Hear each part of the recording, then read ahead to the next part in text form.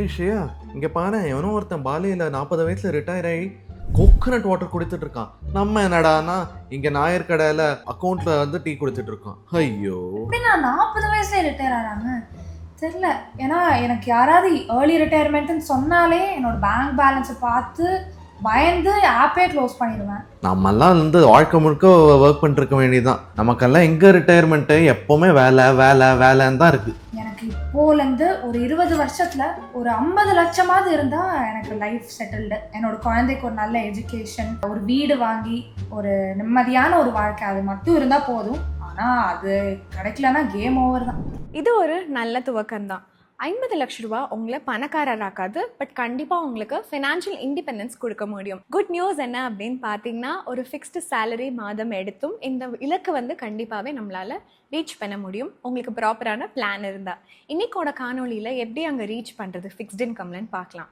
எளிமையான பட்ஜெட்டிங், நிலையான சேமிப்பு, புத்திசாலித்தனமான முதலீட்டில் தான் பண்ண முடியும். நம்ம காணொலிக்குள்ளே போகிறதுக்கு முன்னாடி மறக்காமல் இந்த கண்டென்ட்டை லைக் பண்ணிடுங்க, உங்கள் நண்பர்கள் கிட்ட பகிர்ந்துக்கோங்க, நம்ம சேனலை சப்ஸ்கிரைப் பண்ணிவிட்டு கடைசி வரைக்கும் இந்த வீடியோ முழுசாக பாருங்கள், அப்போ தான் எல்லா விஷயத்தையும் கற்றுக்க முடியும். வாங்க நம்ம காணொலிக்குள்ளே போகலாம்.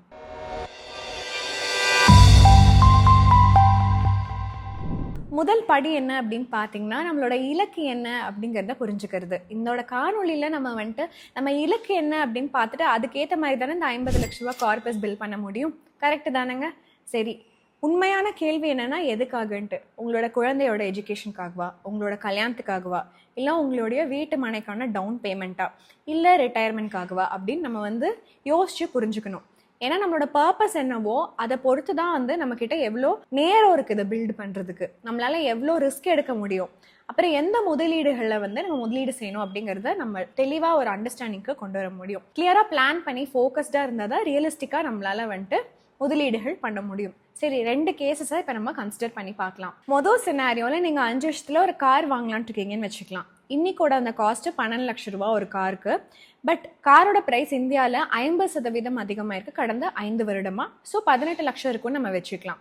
அந்த இலக்கை வந்து நம்ம ரீச் பண்ணுறதுக்கு ஷார்ட் டேர்ம் முதலீடுகள் செய்யணும்.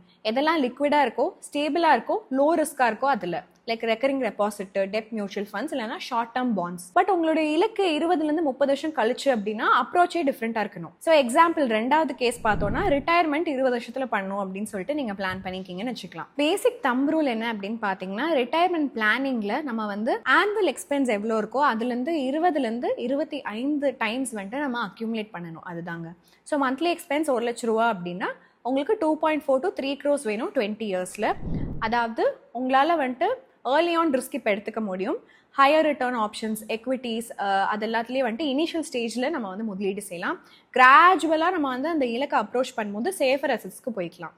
ஸோ இதுக்கு எப்படி பிளான் பண்ணுறதுன்னு பார்த்தீங்கன்னா, நம்ம வந்து ஸ்டார்டிங்கில் கொஞ்சம் ஹை ரிஸ்க் முதலீடுகள் கிட்ட போயிட்டு ஹை ரிட்டர்ன் கொடுக்கும் ஆப்ஷன்ஸான எக்விட்டிஸ் அதில் வந்து ஸ்டார்ட் பண்ணலாம். கிராஜுவலாக நம்ம இலக்கை நோக்கி போக போக போக போக சேஃபர் அசெட்ஸில் முதலீடு செய்யலாம். ஷார்ட்டாக சொல்லணும்னா டைம் ஹெரசான் அப்புறம் ரிஸ்க் ஆப்பிடைட்டும் வந்துட்டு ஒரே சமயத்தில் நம்ம பார்க்கணும். நீங்கள் ரெண்டுலேயுமே கிளியராக இருந்தீங்கன்னா உங்களோட ஃபினான்ஷியல் பிளானிங் வந்து ரொம்பவே ஃபோக்கஸ்டாக இருக்கும், ரியலிஸ்டிக்காகவும் இருக்கும். பட் ஒரு முக்கியமான விஷயம் சொல்ல போகிறேன். அது வந்து என்னென்னா, நம்ம இன்னைக்கோட ப்ரைஸ் எல்லாத்துக்கும் நம்ம அசியூம் பண்ணியிருக்கோம்.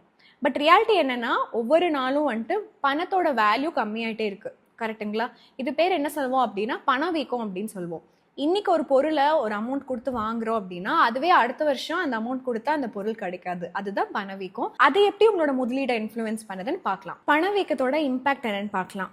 நீங்கள் 50 லட்ச ரூபா அக்யூமுலேட் பண்ணுறது இன்னைக்கு வந்து ஒரு பெரிய விஷயமா இருக்கலாம். பட் அந்த 50 லட்ச ரூபா 20 வருஷம் கழிச்சு வர்த்தா அப்படின்னு கேட்கணும். இன்ஃப்ளேஷன் அப்படின்னா என்னன்னா, பணத்தோட வேல்யூ கம்மியாயிட்டே போகும். 50 லட்ச ரூபா இன்னைக்கு வச்சிருந்தோம்னா அதே பர்ச்சேசிங் பவர் நமக்கு ஃபியூச்சர்ல இருக்காது. ஹிஸ்டாரிக்கலா பார்த்தோம்னா இந்தியாவில் பணவீக்கம் 7% ஆனுவலா இருக்கு. சரிங்களா? இந்த பெர்ஸ்பெக்டிவ்ல பார்க்கலாம். 50 லட்ச ரூபா 7% இன்ஃப்ளேஷன்ல அப்படின்னா 20 இயர்ஸ்ல 2 crores நம்ம வச்சிருக்கணும் அதே பர்ச்சேசிங் பவரை மெயின்டைன் பண்றதுக்கு. ஸோ 50 லட்ச ரூபா பெருசா இருக்கலாம், பட் 20 வருஷத்துல இருந்து அந்த எக்ஸ்பென்சஸ் எல்லாத்தையும் கவர் பண்றதுக்கு வெறும் 12 to 15 lakhs தான் இருக்கும். சரிங்களா? ஸோ நீங்க பிளான் பண்ணும்போது லாங் டேர்ம் ஃபினான்ஷியல் கோல்ஸ்க்கு பிளான் பண்றீங்க அப்படின்னா எப்பவுமே நம்மளோட டார்கெட்டை இன்ஃப்ளேஷனுக்கு அட்ஜஸ்ட் பண்ணிக்கணும். ஸோ இந்த வீடியோவோட பர்பஸ் உங்களுக்கு புரிஞ்சிருக்கும்னு நினைக்கிறேன். நம்ம இன்னும் கண்டினியூ பண்ணலாம். இந்த 50 லட்ச ரூபா கார்பஸை நம்ம எப்படி பில் பண்றதுன்னு சொல்லிட்டு நம்ம உங்களுடைய ஃபினான்ஷியல் இலக்குகளை அச்சீவ் பண்றதுக்கு சில பாப்புலர் ஆப்ஷன்ஸ் இருக்கு. நீங்க பணத்தை சேமிச்சு நீங்கள் பணத்தை வந்து வளர வைக்கிறதுக்கு. பட் ரைட் சாய்ஸ் எப்படி அப்படின்னு பார்த்தீங்கன்னா,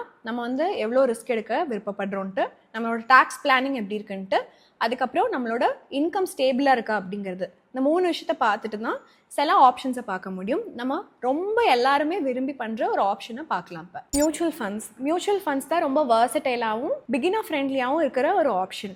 மணி வந்துட்டு முதலீட்டாளர்கிட்ட பூல் பண்ணி ஸ்டாக்ஸ், பாண்ட்ஸ் இல்லைனா மிக்ஸ் ஆஃப் டிஃப்ரெண்ட் ஃபண்ட் டைப்ஸில் முதலீடு செய்கிறது. நிறைய விதங்கள் இருக்குது. நம்ம எவ்வளோ ரிஸ்க் எடுக்க விருப்பப்படுறோமோ அதை பொறுத்து சூஸ் பண்ணிக்கலாம். Average return equity mutual fund category wise பார்க்கலாம். பேலன்ஸ்ட் அப்ரோச் வேணும்னா ஃப்ளெக்ஸி கேப் ஃபண்ட்ஸ் பாருங்கள். Large, mid and small cap நிறுவனங்களில் ஃப்ளெக்சிபிளாக அவங்க முதலீடு செய்ய முடியும் மார்க்கெட் கண்டிஷன்ஸை பொறுத்து. ரிட்டர்ன்ஸ் யூஸ்வலாக 13% இருக்கும் ஒரு வருஷத்துக்கு. ஹையர் ரிஸ்கே எனக்கு ஓகே அப்படின்னு சொன்னீங்கன்னா நீங்கள் ஸ்மால் கேப் ஃபண்ட்ஸ் பார்க்கலாம். ஃபாஸ்ட்டாக வளர்கிற நிறுவனங்களில் முதலீடு செய்வாங்க. 15%க்கும் மேலே கொடுக்கும் அவங்களுக்கு வருவாய். பட் அது மார்க்கெட் வாலட்டிலிட்டி பொறுத்து இருக்கும். இல்லைங்க எனக்கு ரொம்ப ஸ்டேபிளாக ஒன்று வேணும்னு கேட்டிங்கன்னா லார்ஜ் கேப் ஃபண்ட்ஸில் முதலீடு செய்யலாம். பெரிய எஸ்டாப்ளிஷ் நிறுவனங்களில் முதலீடு செய்வாங்க. 12% வருவாய் கிடைக்கும். ஒட்டுமொத்தமாக எல்லாத்தையும் பார்த்து 12% தான் ஒரு பேஸ்லைன் வருவாயாக இருக்கும் எக்விட்டி மியூச்சுவல் ஃபண்ட்ஸில். ஹிஸ்டாரிக்கல் பர்ஃபார்மன்ஸ் பார்த்தோன்னா புரிஞ்சுக்கலாம். நீங்கள் ஒரு கன்சர்வேட்டிவ் முதலீட்டாளராக இருந்தீங்கன்னா நீங்கள் வந்துட்டு டெட் மியூச்சுவல் ஃபண்ட்ஸையும் கன்சிடர் பண்ணலாம். அது வந்து இந்த ஃபிக்ஸ்ட் இன்கம் இன்ஸ்ட்ருமெண்ட்ஸான பாண்ட்ஸ், கவர்மெண்ட் செக்யூரிட்டிஸ் இதில் வந்துட்டு கான்சென்ட்ரேட் பண்ணுறாங்க. ரிஸ்க் கம்மியாக இருக்கும். டிப்பிக்கலாக ரிட்டர்ன் 5 to 7% இருக்கும். அடுத்தது நீங்கள் ஹைப்ரிட் மியூச்சுவல் ஃபண்ட்ஸை பார்க்கலாம். இது உங்களுக்கு எக்விட்டி, டெட் ரெண்டுலேயுமே உங்களுக்கு வந்துட்டு எக்ஸ்போஷர் கொடுக்கும். டிஃப்ரெண்ட் டைப்ஸ் இருக்குது இதுலேயும். அக்ரெசிவ் ஹைப்ரிட் ஃபண்ட் 70 to 80% எக்விட்டியில் இருக்கும். கன்சர்வேட்டிவ் ஹைப்ரிட் ஃபண்ட்ஸில் 20 to 25% எக்விட்டியில் இருக்கும். இதெல்லாம் உங்களுக்கு நல்ல ஆப்ஷன்ஸாக இருக்கும். உங்களுக்கு வளர்ச்சி வேணும் அப்படின்னு நீங்கள் பார்த்தீங்கன்னா நீங்கள் வந்து லிமிட்டடாக ரிஸ்க் எடுக்கணும், வாலட்டிலிட்டியும் கம்மி பண்ணணும் அப்படின்ட்டு யோசிச்சிங்கன்னா. இன்னொரு எக்ஸாம்பிள் சொல்கிறேன். ஆக்சுவல் அவுட்கம் வந்து நிறைய ஃபேக்டர்ஸ் பேஸ் பண்ணி தான் இருக்கும் சந்தையில். ஃபண்ட் சாய்ஸ் என்ன, எவ்வளோ கன்சிஸ்டண்ட்டாக நீங்கள் முதலீடு செய்கிறீங்க, இதெல்லாம் பொறுத்து தான். ஸோ எந்த டைப்ஸ் ஆஃப் மியூச்சுவல் ஃபண்ட்ஸ்லாம் இருக்குன்னு தெரிஞ்சிருச்சு. இப்போ எப்படி ஆக்சுவலாக முதலீடு செய்கிறதுன்னு பார்க்கலாம். அந்த இடத்துல தான் எஸ்ஐபி வருது. எஸ்ஐபினா சிஸ்டமேட்டிக் இன்வெஸ்ட்மெண்ட் பிளான்.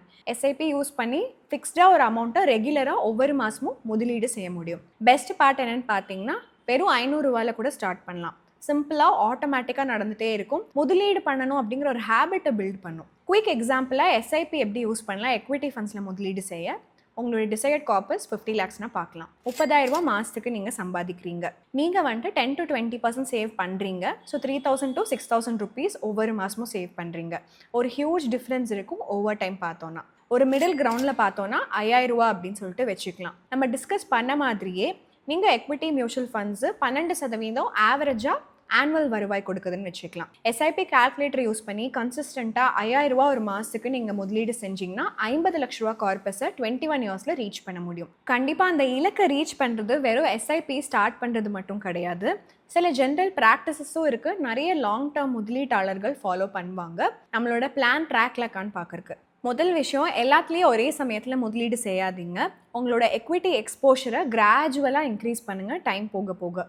அடுத்தது உங்களோட போர்ட்ஃபோலியோவை டைவர்சிஃபை பண்ணுங்கள். எக்விட்டி, டெப்ட்டு, மீதி ஆசெட் கிளாஸஸ்லாம். இது எதுக்குன்னு பார்த்தீங்கன்னா ரிஸ்க்கை ஸ்ப்ரெட் பண்ணுறக்கும், நம்ம ஏதோ ஒரு முதலீட்டில் மட்டும் இருக்கிற டிபெண்டன்ஸை கம்மி பண்ணுறக்கும் தான். அதுக்கப்புறம் உங்களோட போர்ட்ஃபோலியோவை ரீபேலன்ஸ் பண்ணுங்கள் ஆனுவலாக. உங்கள் பர்ஃபார்மன்ஸ் எப்படி இருக்குது, உங்களோட இலக்கு எப்படி இருக்குது அதெல்லாம் பார்த்துட்டு. ஸோ உங்களோட ஆசெட் அலோகேஷன் எப்போவுமே உங்களோட பிளான்க்கு அலைண்டாக இருக்கும். இதுதான் அடுத்த செக்ஷனுக்கு நம்மளை கொண்டு வருது. How to. அடுத்த செக்ஷனில் எப்படி நம்ம வந்துட்டு ஆனுவல் சேலரி இன்க்ரீஸ், போனஸை லெவரேஜ் பண்ணலான்னு பார்க்கலாம். நிறைய பேருக்கு ரேஸ் கிடைக்கும், போனஸ் ஏர்ன் பண்ணுவாங்க. ஃபர்ஸ்ட் திங் என்ன பண்ணுவாங்கன்னா அவங்களோட லைஃப் ஸ்டைலை அப்கிரேட் பண்ணுறதா பண்ணுவாங்க. பட் ஆனஸ்ட்டாக சொல்லணும்னா அது ஓகே தான். பட் நீங்கள் உங்களோட இன்வெஸ்ட்மெண்ட் பிளானை வந்துட்டு அதே சமயத்தில் அட்ஜஸ்ட்டும் பண்ணணும். நீங்கள் நிறைய பொட்டென்ஷியல் டேபிள் இருக்குது, அதை விட்டுட்டு போயிடக்கூடாதுல்ல, அதுக்கு தான். ஸோ நீங்கள் உங்களுடைய மந்த்லி எஸ்ஐபியை இன்க்ரீஸ் பண்ணலாம். இப்போதைக்கு நீங்கள் 5,000 ரூபா ஒரு மாதம் முதலீடு செஞ்சுட்டு இருக்கீங்கன்னா அந்த அமௌண்ட்டை ஒவ்வொரு வருஷமும் 10% நீங்கள் இன்க்ரீஸ் பண்ணலாம்.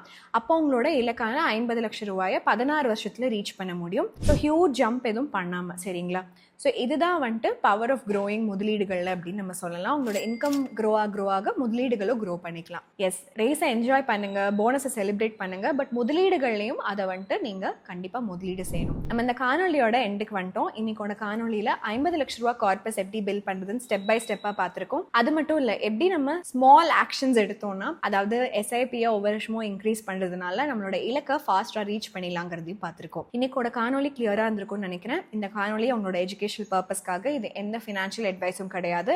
உங்களோட ஓன் ரிசர்ச்சை பண்ணுங்க, ஒரு குவாலிஃபைட் அட்வைசரை கன்சல்ட் பண்ணுங்க, அதுக்கப்புறமா உங்களோட முதலீடு முடிவுகளை எடுங்க. இந்த காணொலி பிடிச்சிருந்தா மறக்காம லைக் பண்ணிருங்க. நம்மளோட சேனலுக்கு சப்ஸ்கிரைப் பண்ணீங்க இந்த மாதிரி நிறைய விஷயங்களை தெரிஞ்சுக்கிறதுக்கு. இன்னும் ஒரு அருமையான காணொலியில நம்ம எல்லாரும் சந்திக்கலாம். அது வரைக்கும் நன்றி, வணக்கம்.